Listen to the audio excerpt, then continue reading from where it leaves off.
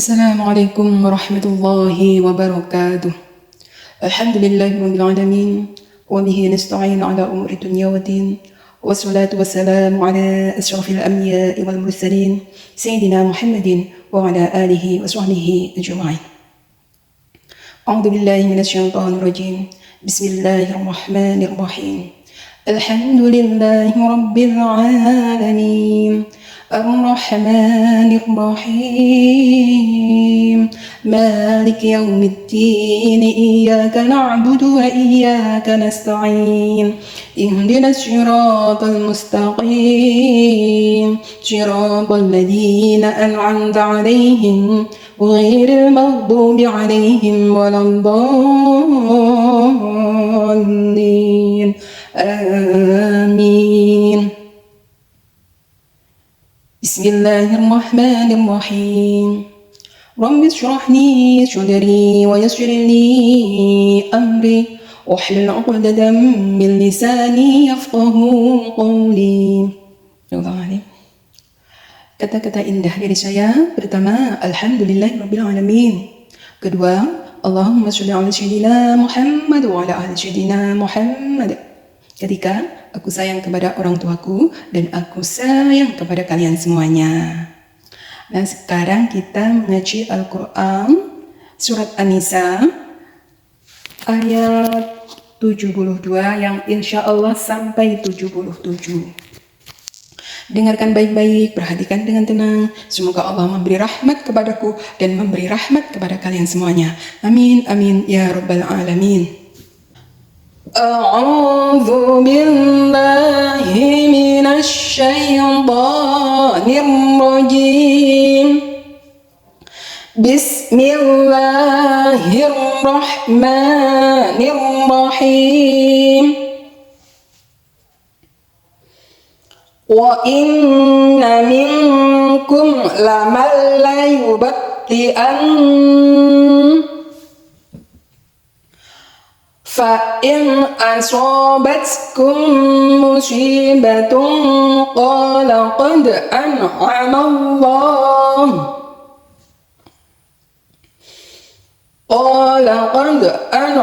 Allahu alayya idh lam akum ma'ahum shahida wala in asabakum fadlun minallahi layaqulanna ka'an lam takum bainakum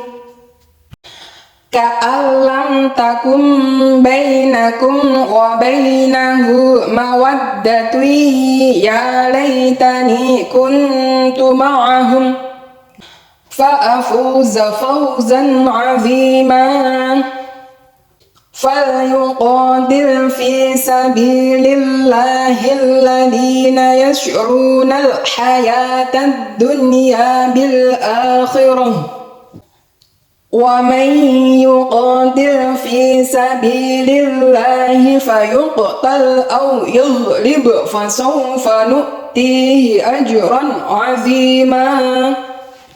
وما لكم لا تقاتلون في سبيل الله والمستضعفين من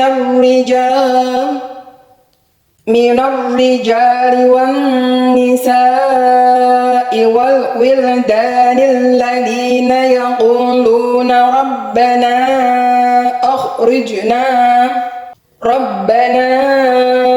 أخرجنا من هذه القرية الظالم أهلها واجعل لنا من لدنك وليا واجعل لنا من لدنك نصيرا.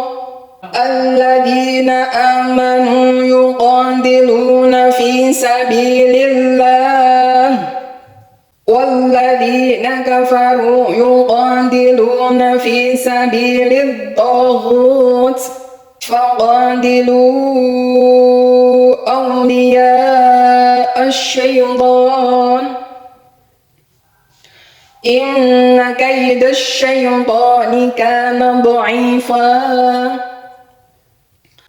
Alam tara ilal ladzina qila lahum kuffu aydiyakum wa aqimus sholata wa atuz zakah falamma kutiba alaihimul qitalu idza fariqum minhum يخشون الناس كخشية الله أو أشد خشية وقالوا ربنا لم كتبت علينا القتال لولا أخرتنا إلى أجل قريب قل متاع الدنيا قليل والآخرة خير لمن اتقى ولا تظلمون فتيلا Sadaqallahul azim. Alhamdulillahirabbil alamin. Belajar tafsir sudah. Kita dengarkan lagi nanti ya videonya. Kalau ada yang salah kita benarkan, dan kalau ada yang benar kita tahu kebenarannya. Sekarang kita belajar tafsirnya. Dengarkan baik-baik, perhatikan dengan tenang. Semoga Allah memberi rahmat kepadaku dan memberi rahmat kepada kalian semuanya. Amin, amin, ya rabbal alamin. Aku berlindung kepada Allah dari godaan syaitan yang terkutuk dengan menyebut asma Allah yang maha pengasih lagi maha penyayang. Ayat 72. Dan sesungguhnya di antara kamu ada orang yang sangat berlambat-lambat ke medan pertempuran. Maka jika kamu ditimpa musibah, ia berkata, sesungguhnya Tuhan telah menganugerahkan nikmat kepada saya karena saya tidak ikut berperang bersama mereka. Nah, ini sifatnya orang munafik ya. Orang yang berlambat-lambat di medan pertempuran ya. Orang munafik itu kalau ada musibah, orang Islam itu mengalami kekalahan, nah ya bicara seperti itu. Bicara coro bahasa gandian. Jadokna kok enggak melok ya. Alhamdulillah jadokna kok enggak melok. Berarti Allah yang menganugerahkan aku kenikmatan. Sebab melok jadokna kalah. Kena musibah mati atau piye ngono ya. Sifat-sifat wong munafik yang enggan berjuang di jalan Allah. Pada zamannya Nabi ada orang-orang seperti itu ya. Jadi lek dijak perang ngono kae angel megah. Membela agama Allah dan agama Rasulullah enggak mau. Terus kalau ada kekalahan terus mereka mengatakan Allah menganugerahkan nikmat kepada mereka karena apa enggak ikut perang. Nah, jadona lek perang kalah terus akhirnya mati kan kena musibah. Itu pemikirannya orang munafik yang cinta kepada dunia ya. Tetapi kalau memang dia itu benar-benar cinta kepada Allah dan Rasulullah ya, itu semangat ya. Sebab apa? Ingin mendapatkan pahala yang besar. Kalau menang dia mendapat pahala besar, atau kalau dia itu mati mendapat derajat tinggi yaitu syahid. Tetapi orang-orang munafik enggak berpikir seperti itu. Malah justru orang-orang yang cinta terhadap dunia itu enggak mau berperang. Nah, terus kalau jujuk lek wong Islam mengalami kekalahan ngono, jadokna kok ra ikut, cara ikut aku babak belur lek orang mati ngono. Enggak duwe iman lek nanti kalau membela agama Allah dan Rasulullah itu mendapat derajat tinggi ya, mendapat pahala yang besar kalau menang diberi kemenangan ya. Toh kalau nanti dicabut nyawanya ya, dibunuh musuh, itu derajatnya tinggi, mati syahid. Dan orang yang mati syahid itu langsung ke surga tanpa hisab. Subhanallah.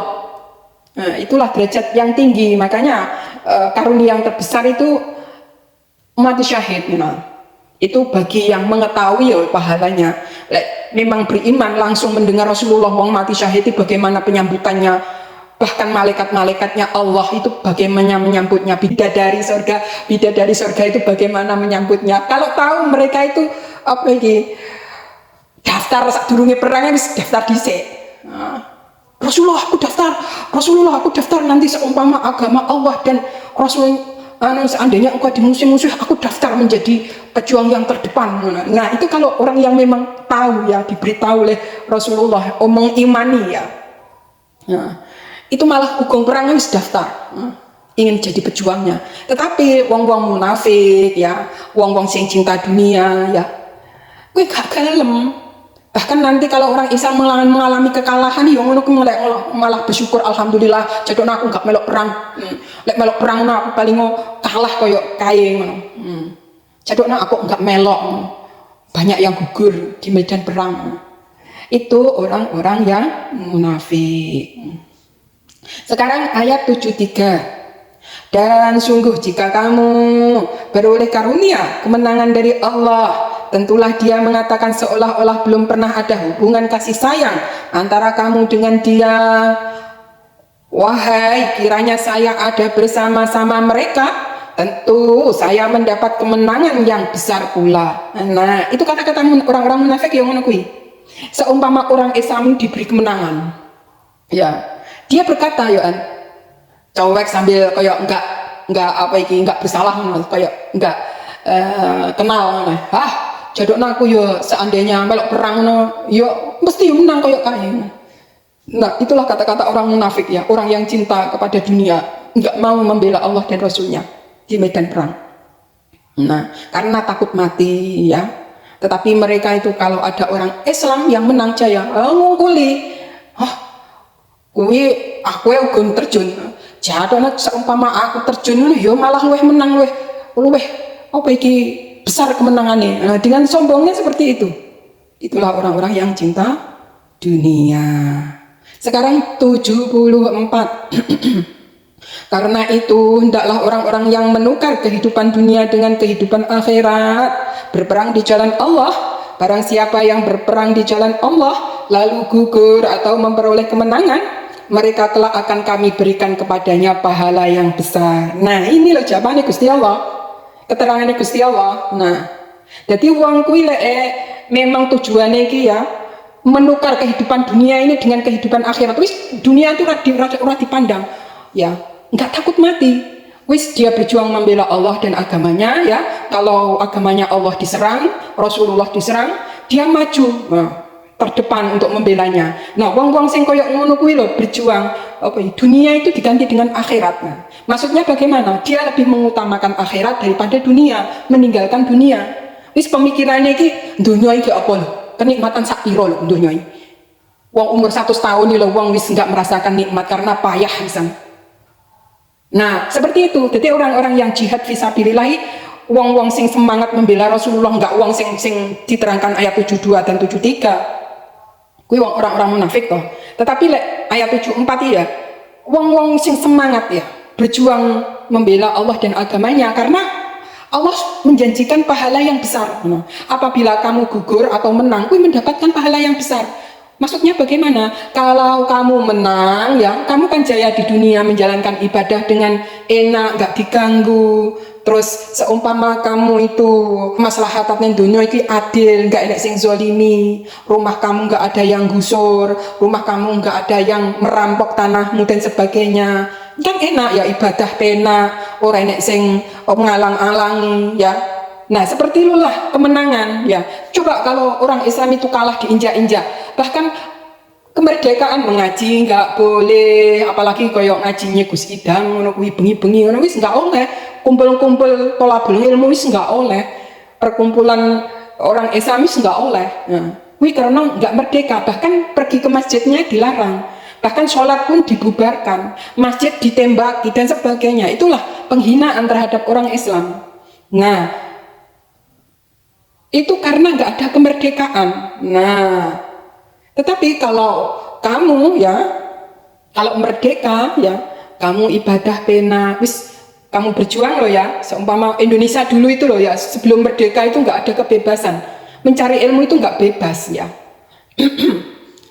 Ngaji nggak boleh ya, sampai pendidikan yang sangat berharga, yang sangat membantu itu pesantren pada zaman dulu. Orang-orang yang tidak punya, orang-orang yang tidak mampu belajarnya ya di pesantren ya. itu pesantren itu gratis ya. Kadang makannya itu sing makan kiai ini cuma kon kerja ya, neng ladangi, neng sawai, wis gratis kabeh, ngaji gratis.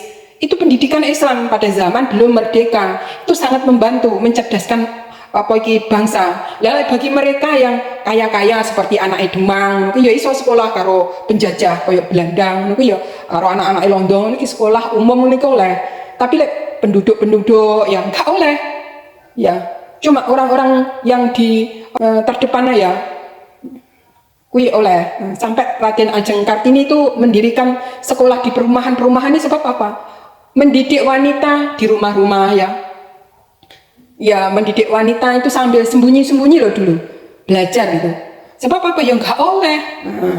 Terus akhirnya itulah lewat Raden Ajeng Kartini itu pertama wanita itu bisa sekolah. Wanita masyarakat biasa itu bisa belajar. Makanya sampai sekarang dijadikan pahlawan ya, pahlawan wanita. Nah itulah, itu belum merdeka loh ya. Setelah merdeka itu kan ada pendidikan ya, terus menjadi cerdas, manusianya bisa maju dan sebagainya. Nah, beribadah enak, ngaji pena, baik menuntut ilmu umum dan ilmu agama itu diseimbangkan ya. Jadi manusia itu cerdas lahir batin menurut ya. Itulah kalau merdeka ya. Makanya perang itu kalau kamu itu menang, ya menangin menurut kamu dapat kemakmuran, wis dapat pahala yang besar, dapat kemakmuran, dapat kebebasan ya.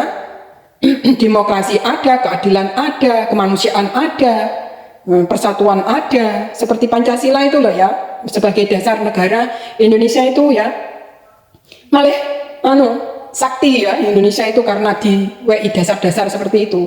Nah, itulah kalau merdeka. Lah kalau merdeka, jangankan kemanusiaan, bersatu tidak, banyak yang diadu domba, persatuan belum ada. Jangankan pendidikan, nggak ada, dilarang. Itu kalau belum merdeka. Setelah merdeka, karena perjuangan ya, berjuang melawan kezaliman ya, bisa mengusir penjajah. Nah itu dapat pahala yang besar, dapat kemakmuran, dapat keadilan, dapat ketentraman, bisa membangun bangsa dan negara Indonesia ini dengan baik. Kalau kalah, maksudnya ada yang wafat, mati syahid, ya insya Allah syahid. Nah, seperti yang dikatakan Bung Tomo ya, waktu perjuangan 10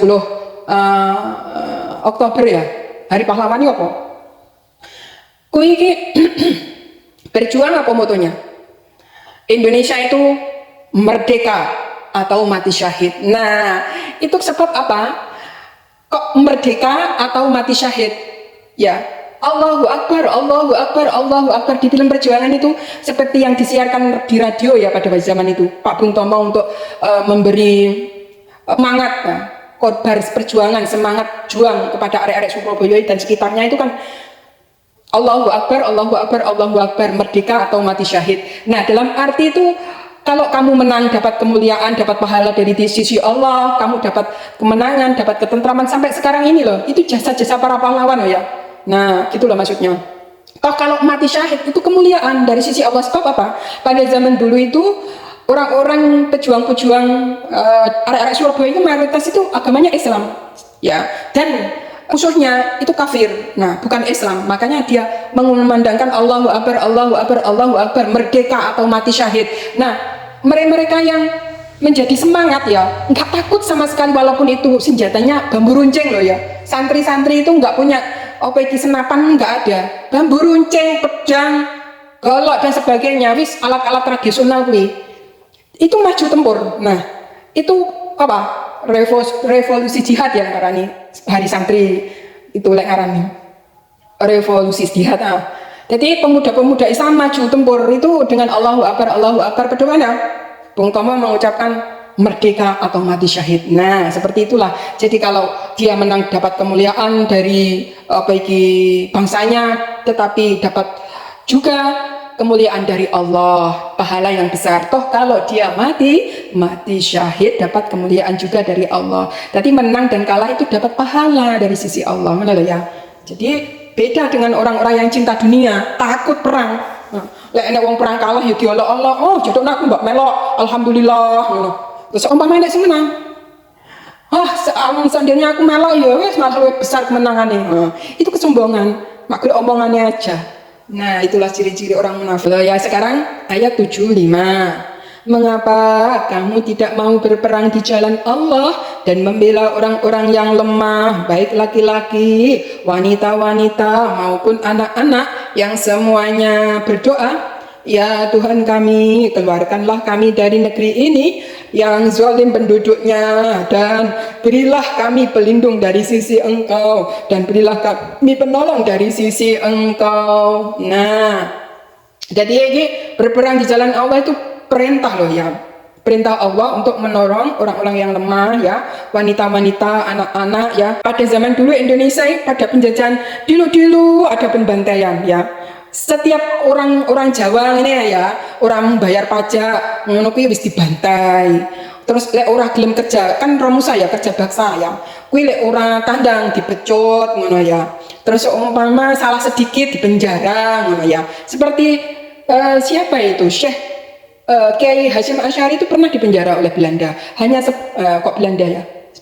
Penjajah apa Jepang apa ya? Cuma nggak mau itu loh, rukuk itu loh, gerakan rukuk itu nggak mau dia. Gerakan rukuk itu hanya gerakan untuk sholat, menghormati manusia jangan berlebihan ya. Makanya ngono tok, dia itu nggak mau rukuk, itu gerakan sholat.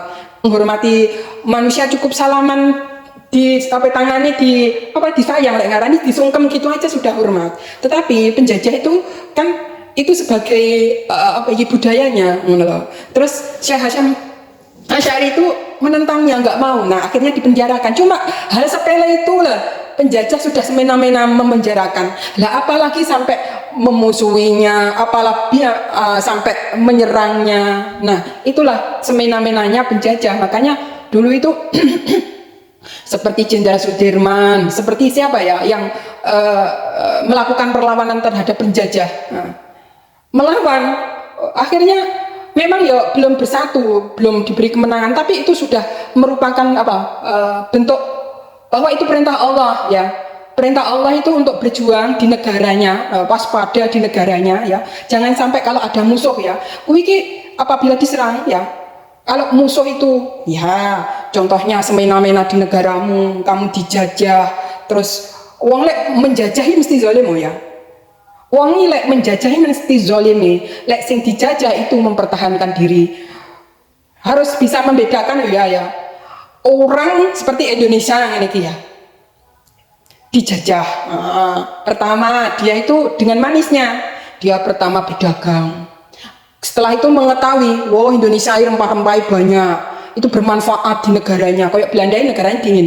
Kayak Indonesia ini contohnya jamu, rempah-rempah, merica, pala dan sebagainya itu kan sangat bermanfaat di sana.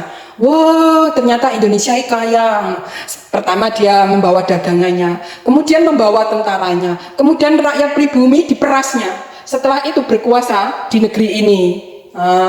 Setelah berkuasa, terus pemimpin-pemimpin sing iki diperangi. Pertama diadu domba. Setelah itu malah kuat toh. Lah mereka itu senjatanya modern ya. Indonesia masih golo, masih keris dan sebagainya. Tapi mereka senjatanya sudah modern, yaitu bedil. Terus akhirnya apa? Indonesia itu terus akhirnya dijajah dengan kemodernan itu senjatanya. Ya mesti takut lah ya. Terus akhirnya mengikuti apa kata mereka. Wow, kon kerja paksa, yuk lemah dikerja paksa. Terus dipekoto, terus hasil-hasil bumi dikelompoknya digawa nih enggak penjajah. Rakyat bumi, rakyat Indonesia sendiri enggak mendapatkannya. Wis dikerjakan paksa, ya. Rakyat itu menderita, ya. Terus makanan itu ya ibaratnya larang pangan. Bahkan saking larang pangan sandang pangan, kuwi larang pangan, ya. Sandang itu regane kayak rego lemah ya. Makanya dhisik sampai pakaiane goni wis keterlaluan. Nah, sing akeh kutune kuwi cerita-cerita mbah dahulu. Kayak ngono kuwi ya. Ini contoh, kalau nggak dicontohkan nggak paham ya cara Al-Qur'an iki lek dicontohnya akhirnya mudah mudeng. Nah, wong lek dijajah kayak ngono kuwi lho. Nah ya, terus wanita-wanita iki pakaiannya kok penak iso brukut cuma kembenan goni pisan, akeh tumone pisan. Ya Allah, menderita banget. Sedang hasil-hasil bumi seperti kapuk, kapas dan sebagainya itu diangkut ke Belanda atau ke penjajah. Nah, terus rakyat bumi dimiskinkan, pakaiannya larang, pangan yo larang, gula yo apalagi gulanya yo disetorning ke negara penjajah. Indonesia itu malah justru miskin. Nah, seperti itulah lek memeras ya, dijajahi seperti itu nggak enak, makanya semakin pandai melakukan perlawanan. Nah, mungkin lek saiki melakukan perlawanan kan dibilang teroris ya. Ya padahal setiap hari ini penjajah menteror terus ya. Setiap masyarakat ada yang salah sedikit diteror. Ada masyarakat yang salah sedikit diadili tanpa ada rasa keadilan, tanpa ada rasa kemanusiaan, berbuat semena-mena di mana-mana. Terus seperti itulah ya, penjajah itu isone katanya menang ya. Lek iso jenenge menjajah itu kan jolim ya. Kezaliman kuwi lek dibiarkan ya, terus diinjak-injak ya. Rakyat pribumi Indonesia diinjak-injak. Ngaji ya gak oleh. Mungkin orang Islami wis dipekloto ngono wis gak oleh nyapo-nyapo.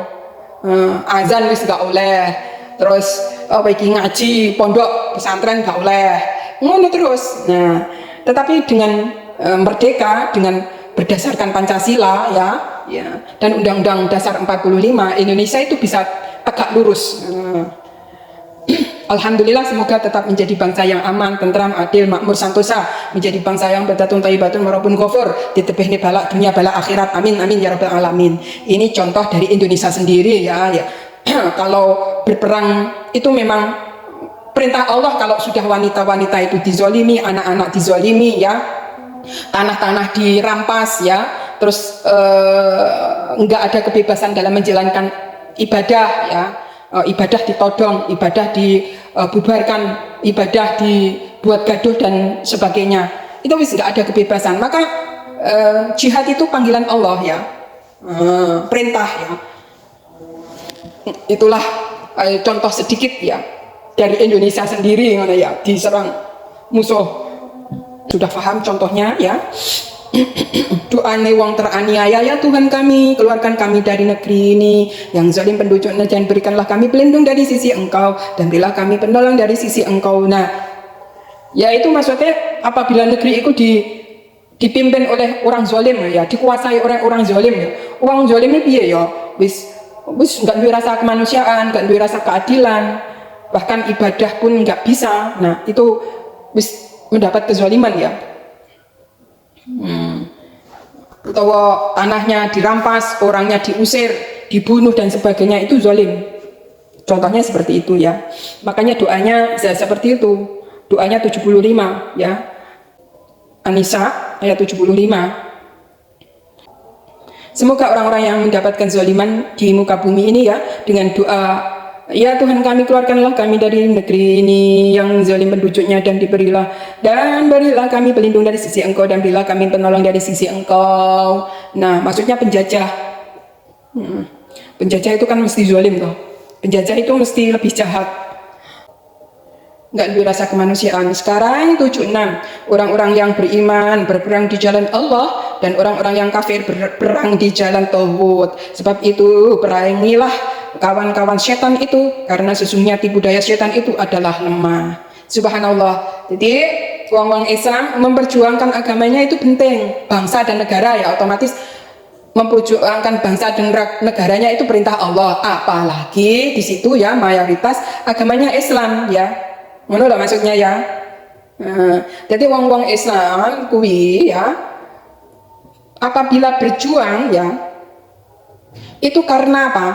Perang karena Allah yang memerintahkan ya, mendapat pahala yang besar. Tetapi lek wong kafir ya, wong kafir ini nggak mengimani Allah Tuhannya, nggak mengimani Rasulullah Muhammad SAW sebagai Rasulnya, ini wis wong kafir. Nah, jadi wong kafir kuwi ya kawan-kawannya setan. Nah, dan tipu daya setan itu adalah lemah. Nah, jadi semoga orang-orang yang berjuang apabila ada ya suatu negeri ya dijajah, dirampok tanahnya, dirusak rumahnya, terus dirusak masjidnya, dirusak sekolahnya, dirusak fasilitas umum gitu dirusak, maka semoga mereka itu berperang ya, melawan kezaliman itu ya, diberi kemenangan ya. Karena apa? Kalau dia itu menang, mendapatkan pahala, dan apabila mati maka mendapatkan pahala pula yang besar, yaitu derajat syahid, derajat syuhada ya. Tetapi orang yang tidak beriman ya, mereka yang tidak beriman, menyembah tauhid selain Allah ya, menyembah selain Allah ya, mereka itu naudzubillah min dzalik, enggak mendapat kemuliaan apabila mereka mati. Wis dia berjuang yang enggak mendapat pahala dari Allah, terus kalau mati pun enggak mendapat derajat syahid. Itu kalau dia kafir. Wis titik ya. Ada pertanyaan. Jadi orang Indonesia ngono kae melawan penjajah tapi bukan agama Islam ngono kae piye? Dapat pahala apa enggak? Mana ada pertanyaan seperti itu ya. Islam itu enggak kenal kompromi loh ya. Yang namanya Islam itu asyhadu alla ilaha illallah wa asyhadu anna Muhammadar Rasulullah, mengakui Allah satu-satunya Tuhan dan mengakui Nabi Muhammad utusan Allah. Nah, kalau orang itu kalau enggak mengakui Allah satu-satunya Tuhan sing duwe swarga, kuwi Gusti Allah. Lah kok arep menempati swarga apa iso? Pertanyaane ngono ae dibalik. Lah wong ki ora percaya Gusti Allah sing menciptakan surga. Terus bagaimana bisa masuknya? Nah, seperti itu. Lek masalah keyakinan berbeda, bene keyakinan mereka itu surganya apa, biane keyakinan seperti mereka. Lah masalah keadilan nanti di akhirat ya. Ngono ae ya. Lek menurut agama orang lain ya, kebenaran yang milik mereka, seakan mereka itu ya di jalan Tuhannya ngono ya. Dan mereka itu seakan-akan koyok mendapat nanti kalau mati ya mendapatkan pahala dari Tuhannya. Mbuh Tuhan iki sapa? Tapi mereka itu nanti diadili di akhirat kecelek pesan. Walah, ternyata Tuhanku salah, makhluk ngono. Padha Tuhan ini padha makhluke. Oh ternyata Tuhan satu-satunya Allah. Malah mak lenggong ngono kuwi. Nah, seperti itulah. Jadi menurut keyakinan masing-masing, tetapi di dalam Islam yang paling benar sebagai umat Islam harus meyakini satu, Islam. Yang benar ya cuma Islam ya. Yang mempunyai surga itu Allah, yang mempunyai neraka Allah. Nah, seperti itu. Bagi yang mengimani Allah Tuhannya, Rasulullah utusannya, nanti oleh Allah dimasukkan ke dalam surga. Itu yang sesuai dengan kitab Al-Quran ini ya. Kitab agama samawi yang terakhir ya. Itu kan risalahnya yang membawa Nabi Muhammad SAW sampai akhir zaman. Nah, dan tidak akan berubah. Nah, itulah Islam, komitmen ya, nggak berubah-ubah. Kitabnya dipertanggungjawabkan. Jadi setiap ada pertanyaan itu bisa dijawab dengan Al-Quran. Nah, itulah. Jadi, yo bagaimana nasibnya orang itu kalau bukan Islam terus berjuang, terus kemudian dia mati, ya penggah neraka lah tempatnya. Sebab apa? Enggak mengakui Allah Tuhannya. Itu menurut agama Islam. Tetapi menurut keyakinan mereka seakan-akan mereka ya benar, biarlah ya. Sepenting Islam itu sudah berdakwah menyampaikan yang benar, ini mereka tidak mengimami di dalam negara itu dilindungi, biarkanlah, nggak ada pemaksaan di dalam agama. Islam pun juga menerangkan bahwa di dalam Islam tidak boleh memaksakan suatu agama. Makanya cukup untuk menyampaikan saja dini diimani, ini berarti dia mendapat hidayah ya dari Al-Quran. Dini nggak diimani ya berarti nggak mendapat hidayah. Nice titik. Jadi wong-wong sing nggak neraka kuwi wong-wong sing wis pernah diweki petunjuk ya. Lek ora diweki petunjuk ya, kuwi nggak bakal ning surga, nggak bakal ning neraka. Karena orang itu sudah diberi petunjuk, maka dia yang mengikuti di surga, yang tidak mengikuti di neraka. Nah, itu pilihan. Nah, maka wong ada pertanyaan, berarti wong-wong sing neraka ini dhisik waktu di dunia itu sudah diberi berita tentang Islam, sudah mendengar kata Islam, itu sudah mendengar, itu sudah wajib mengimaninya ya. Dan ini orang mengimani wis Allah duwe dasar untuk dia memasukkan ke dalam nerakanya.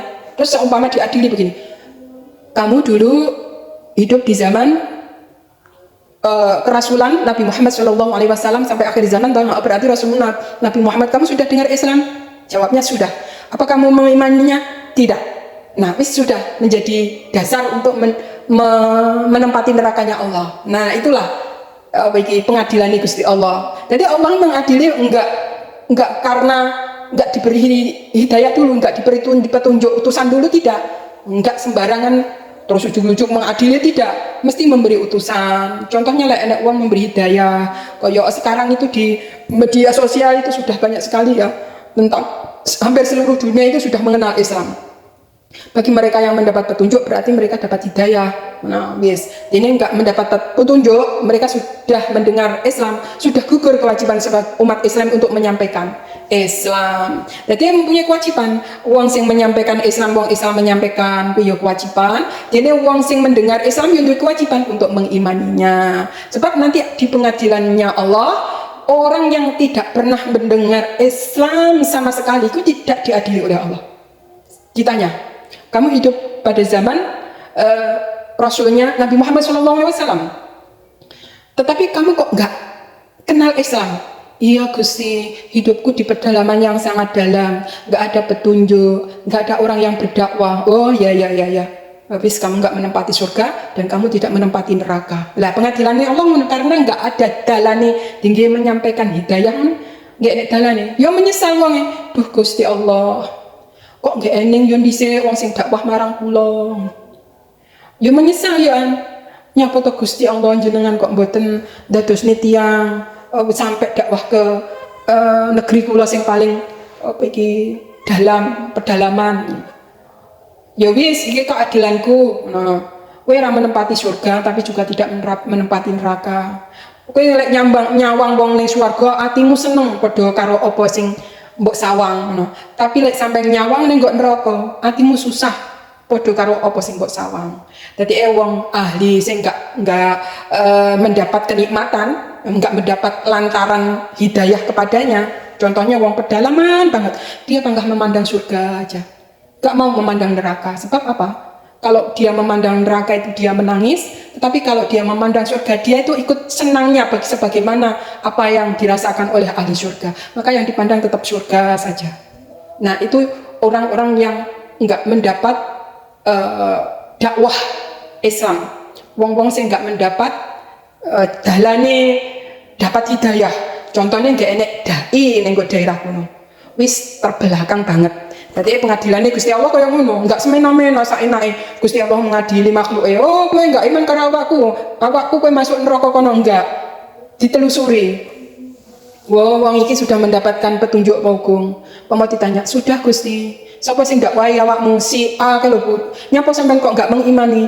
Anu Gusti, memang kula sampun gadah keyakinan sing tak sembah tauhid selain engkau maksudnya.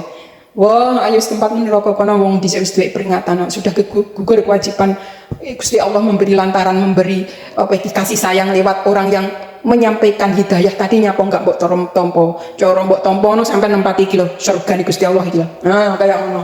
Nanti padha nangis nanti ya, ingin dikembalikan ke dunia, ingin beribadah, ingin mengimani, ingin seluruh hidupnya digunakan untuk ibadah dan sebagainya. Pengen dihidupkan kembali ke dunia. Wong teko hari akhir apa hidup ning dunia apa iso. Lah mumpung ning kok dunia ngene iki ya, wong-wong sing kung mendapat hidayah, semoga dapat hidayah Allah Subhanahu wa taala. Nah, itulah orang-orang yang berjuang ke jalannya Allah, mendapatkan apa? Surganya Allah. Karena mendapat pahala yang besar ya. Nanti di surganya Allah. Toh kalau di dunia diberi kemenangan, mendapat kemuliaan dan mendapat apa? Pahala dari Allah juga. Tetapi sebaliknya orang kafir yang menyembah tauhid, maksudnya menyembah selain Allah, ya wong kuwi kawan-kawane setan nanti di nerakanya Allah bersama setan-setan. Nah, bilang indalik ya. Sekarang kita menerangkan sikap orang-orang munafik dalam menghadapi peperangan ya. Ayat 77.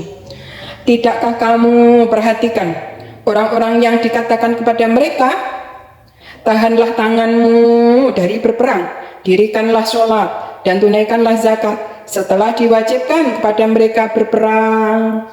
Tiba-tiba sebagian dari mereka, golongan munafik, takut kepada manusia atau musuh, seperti takutnya kepada Allah, bahkan lebih sangat dari itu takutnya. Mereka berkata, ya Tuhan kami, mengapa engkau wajibkan berperang kepada kami? Mengapa tidak engkau tangguhkan kewajiban berperang kepada kami beberapa waktu lagi? Katakanlah, kesenangan di dunia ini hanyalah sebentar, dan akhirat itu lebih baik untuk orang-orang yang bertakwa, dan kamu tidak akan dianiaya sedikit pun. Subhanallah, alhamdulillah, wala ilaha illallah, wallahu akbar, wala haula wala quwata illa billahil aliyyil azim. Nah, kumaha ciri-cirine wong munafik kan wis dicerane ayat 72 73 kumaha ya. Jadi sifatnya ini enggak mau berperang, ngono. Seakan-akan mereka itu takut akan mati, ngono ya. Jadi wong munafik iki wis pokoke, Gusti, mbok yo ditunda apa perang ki ojo perang, ngono.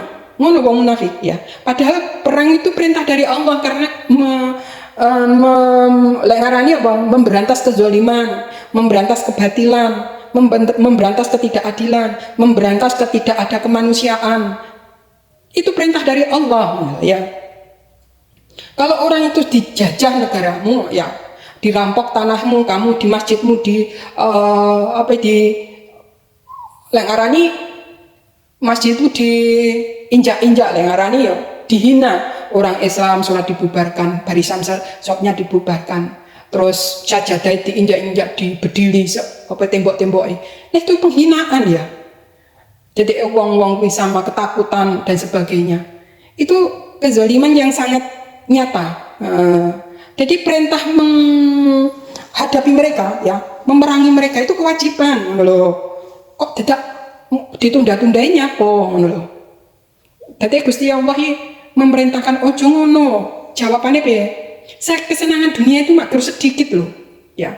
Sedang akhirat itu lebih baik bagi orang yang bertakwa dan tidak ada dianiaya sedikit pun. Jadi wong-wong sing di medan pertempuran ya, mereka itu mendapat di akhirat itu kan hidupnya lama kekal selamanya kan ke swarga kuwi. Menjadi syuhada lek seumpama kamu mati ngono lho ya. Kok kamu takut mati, takut perang, takut menghadapi musuh kuwi, terus akhirnya bagaimana nasibmu? Malah justru nanti kamu akan lebih diinjak-injak lagi sehingga kebenaran itu enggak ada di muka bumi. Wis ngalamat arepe kiamat kuwi ya.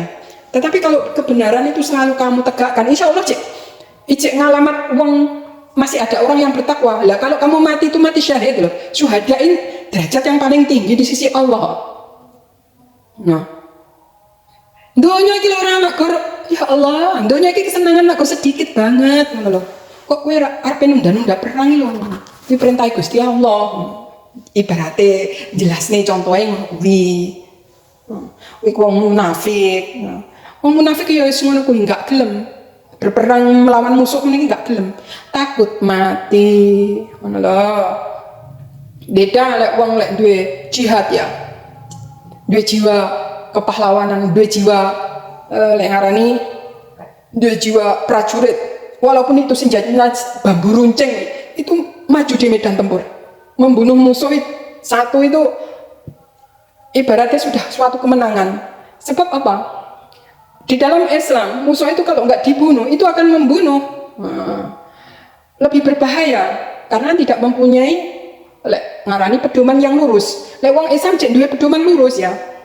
Pedomannya wong Islam selama Islam itu diinjak-injak, Islam diperangi, rakyat sipil dibantai, maka panggilan jihad oleh Allah diperintahkan untuk memerangi mereka.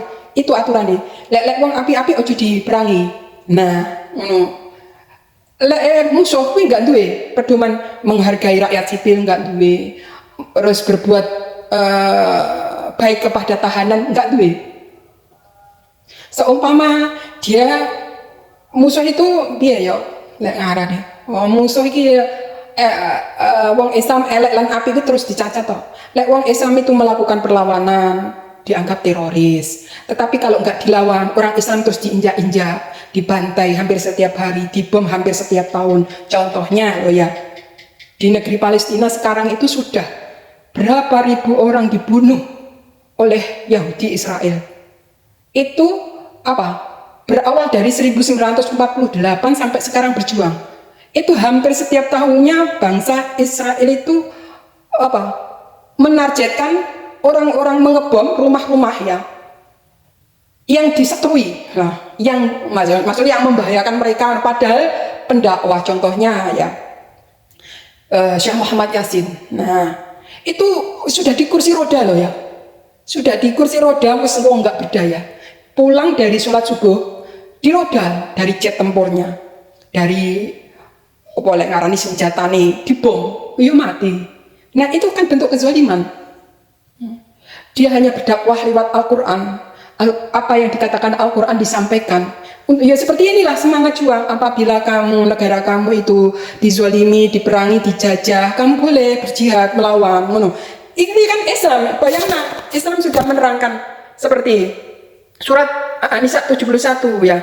Wahai orang-orang yang beriman, bersiap siagalah kamu dan majulah ke medan pertempuran, berkelompok-kelompok atau majulah bersama-sama. Saya Muhammad Yasin yang menyampaikan itu dimusuhi. Lah memang Palestina itu sudah lama loh ya, sampai lagu-lagu lama itu, lagu-lagunya Palestina itu sedih-sedih. Sebab yaitu pembantaian yang sangat lama, tetapi dunia luar nggak ada yang mengetahui, dunia barat mana ya, yang mengetahui dunia timur. Orang timur ya memang ya selalu ingin berita saudaranya, ibarat Masjidil Aqsa itu kan kiblat pertama umat Islam. Jadi walaupun tinggal sejarah, tapi Nabi Muhammad itu memerintahkan untuk selalu mengunjungi Masjidil Aqsa. Nah, itu sunnah. Jadi wong-wong Islam dari timur, orang-orang Islam itu menganggap orang Palestina itu saudaranya. Kalau saudaranya itu dibantai, maka mereka lah yang membelanya. Nah, seperti itulah. Jadi negara barat selalu mengolok-olok negara Palestina. Palestina berjuang dianggap teroris lah, dianggap orang jahat lah. Padahal sekarang itu sudah modern. Apa yang dikatakan mereka itu salah. Ternyata mereka itu ya, padahal di waktu sholat paling tenang loh ya, sholat yang paling khusyuk ya, itu dibubarkan. Itu kan sudah merupakan kezaliman yang melampaui batas, melebihi iblis loh ya, melebihi iblis loh jahatnya. Ya. Nah seperti itulah ya. Jadi sebagai umat Islam ya, itu perintah. Tetapi contohnya ya Bung Tomo. Coro Syekh Muhammad Yasin saiki ngono ya. Ini Indonesia seperti Bung Tomo, nah seperti Syekh Hasyim Asy'ari yang mengobarkan semangat juang kepada pemuda-pemuda Indonesia dahulu. Itu ditangkap, dibom dan sebagainya. Bahkan cucunya dibunuh. Kalau Syekh Muhammad Yasin tetap berdakwah ya.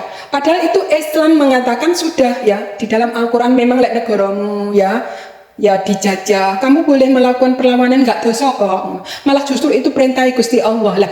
Mengucapkan kata-kata seperti itu lebih musuhi. Selain itu, sekarang bukan musuh, sekarang difitnah. Sekarang difitnah teroris, wis. Padahal yang paling membunuh banyak rakyat sipil itulah yang teroris. Nah, seperti itu. Sebelum-sebelumnya, sebelum 7 Oktober ya, Israel Yahudi itu selalu mengebom Palestina hampir setiap tahun. Tapi apa? Dunia Barat diam saja. Nggak ada yang mengatakan, wah Israel teroris, nggak ada. Baru Palestina ya, ancang-ancang, siap-siap mengobarkan semangat juang 7 Oktober menyerang. Lah, ini baru dikatakan teroris. Pertama itu loh. Padahal bagaimana serangannya Israel sebelum 7 Oktober dari 1948 sampai 2023 itu bagaimana pembantaiannya Yahudi Israel terhadap rakyat Palestina yang semena-mena. Lihatlah, Yahudi Israel di Al-Quran diterangkan dulu itu pembunuh para nabi, perusak kitab ya, menyalin kitab-kitab samawi. Itu dulu yang memberitakan Allah lewat Al-Quran. Nggak enek foto nih, nggak enek video nih. Iku wong Islam cuma mengimani sifat Yahudi koyok ngono kuwi. Tetapi sekarang itu modern. Di mana-mana ada HP, rakyat sipil itu bisa memvideo di mana-mana ya. Kejahatan Yahudi Israel itu pun masih dibela Barat ya. Membantai banyak ribuan orang ya. Itu saja masih belum percaya. Gumun aku. Lek baru Palestina ngebom 1 kali ya. Terus melakukan perlawanan itu langsung menyebar. Inilah teroris. Bagaimana depannya itu yang Yahudi Israel ngebom dengan jet tempurnya hampir setiap tahunnya, itu apakah bukan teroris? Jadi Palestina sejak dulu melakukan perlawanan. Mereka itu semuanya itu negara Palestina ya, sedikit demi sedikit dikerikiti, dirampas tanahnya. Bagaimana kalau nggak melakukan perlawanan?